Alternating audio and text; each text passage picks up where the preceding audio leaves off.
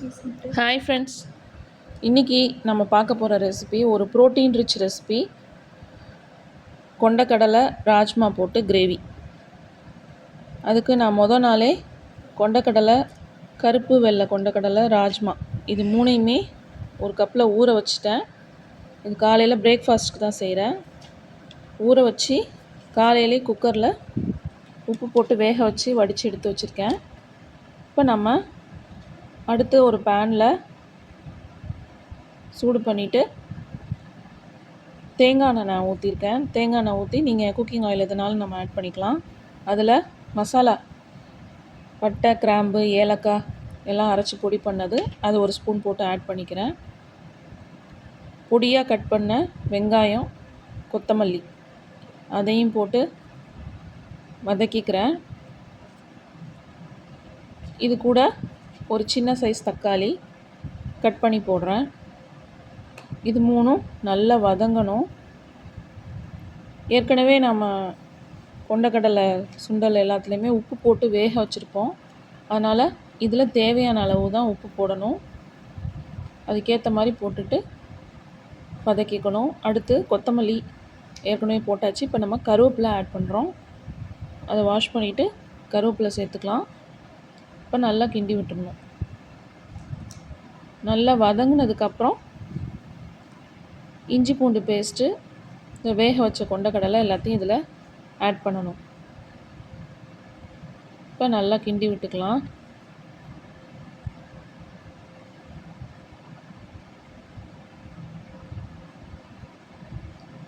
நல்லா வதங்கிட்டுருக்கு. இப்போ நான் கொஞ்சம் உப்பு சேர்க்குறேன். அதில்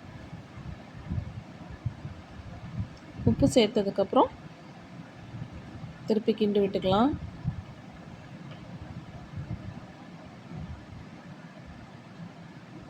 நல்லா வதங்கணும். அடுத்தது நம்ம இந்த கொண்டக்கடலைலாம் ஃபுல்லாக ஆட் பண்ணுறோம். கருப்பு கொண்டக்கடலை, வெள்ளை கொண்டக்கடலை, ராஜ்மா இது மூணுமே வேக வச்சு ஆற வச்சு எடுத்துருக்கேன். உப்பு போட்டு வேக வச்சுட்டு அதை ஆட் பண்ணிட்டேன். இது 2 பேருக்கு தாராளமாக சாப்பிட்றது. 2 பேர் அளவுக்கு சாப்பிட்லாம். நான் இது மூணுமே கலந்து ஒரு சின்ன கப்பில் 1 கப் அளவு ஊற வச்சேன். இப்போ திருப்பி கொஞ்சம் லைட்டாக உப்பு சேர்த்துக்கிறேன். நல்லா கிளறி விட்டுட்டு கொஞ்சம் அது சூடு ஏறினதுக்கப்புறம் நம்ம தண்ணி ஊற்றி அதில் மசாலா ஆட் பண்ணிக்கலாம். மசாலா ஒன்றும் இல்லை, மஞ்சள் பொடியும் மிளகாத்தூள், அப்புறம் இஞ்சி பூண்டு பேஸ்ட் 3 தான் ஆட் பண்ண போகிறோம். நல்லா ஆட் பண்ணிவிட்டு மூடி வச்சிடணும். மூடி வச்சு ஒரு 5 நிமிஷம் வச்சிட்டோம்னா நல்லா இந்த காரம் எல்லாம் அதில் இறங்கிரும்.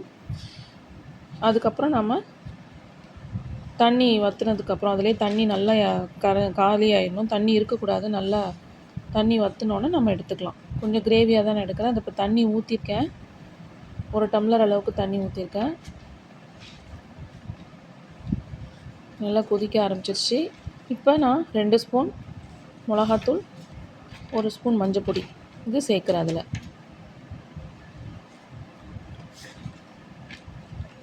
சேர்த்து நல்லா கிளறி விட்டுக்கலாம். ஒரு கொதி வந்தோன்னே மூடி வச்சிடணும்.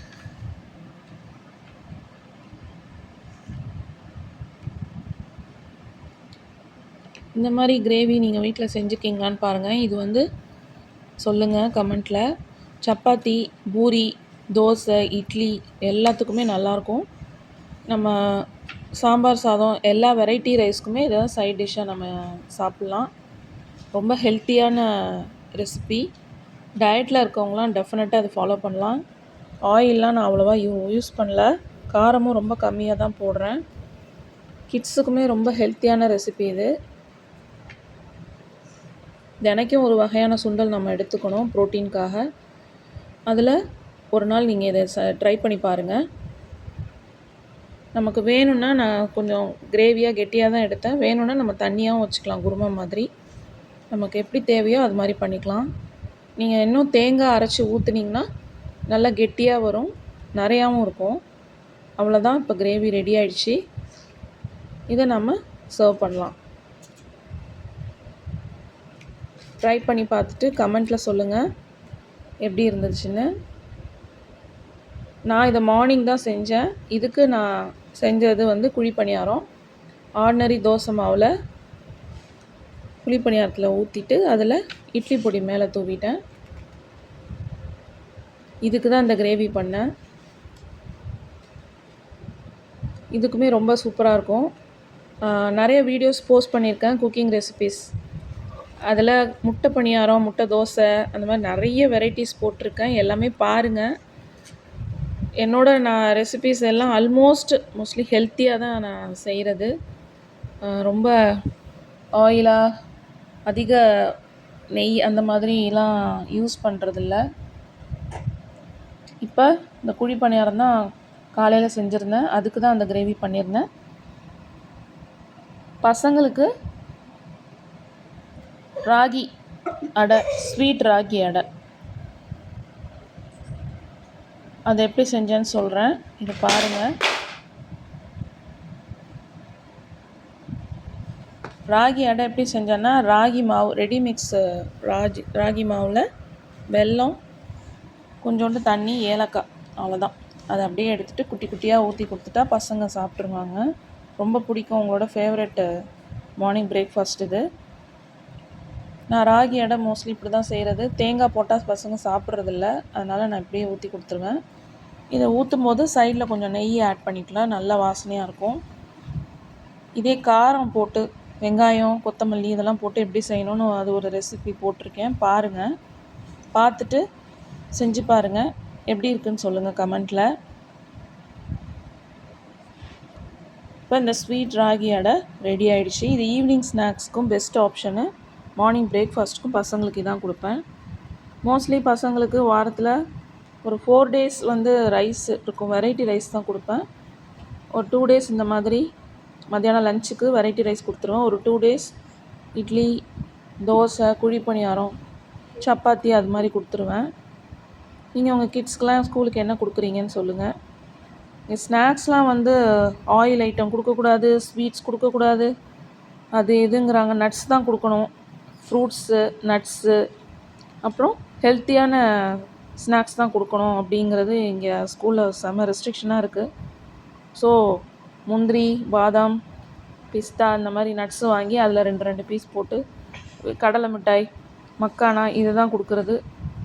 இல்லை பழங்கள், ஏதாவது ஒரு பழம் கட் பண்ணி உரித்து கொடுத்துட்றது. பேக்கரி ஐட்டம் சுத்தமாக கொடுக்கவே கூடாதுன்னு சொல்கிறாங்க. உங்கள் பசங்கள் ஸ்கூல்லலாம் எப்படிங்கிறத சொல்லுங்கள்.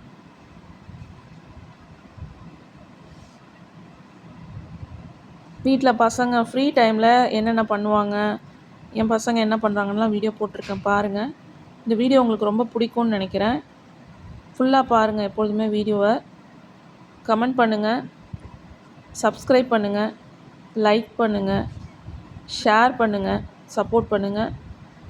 எல்லா வீடியோஸும் என்னோடது பாருங்கள். அடுத்து என்ன வீடியோஸ் போடலான்னு கமெண்ட்டில் சொல்லுங்கள். இன்னும் நிறையா வீடியோஸ் போஸ்ட் பண்ணுறேன், எல்லாமே பாருங்கள். தேங்க்யூ.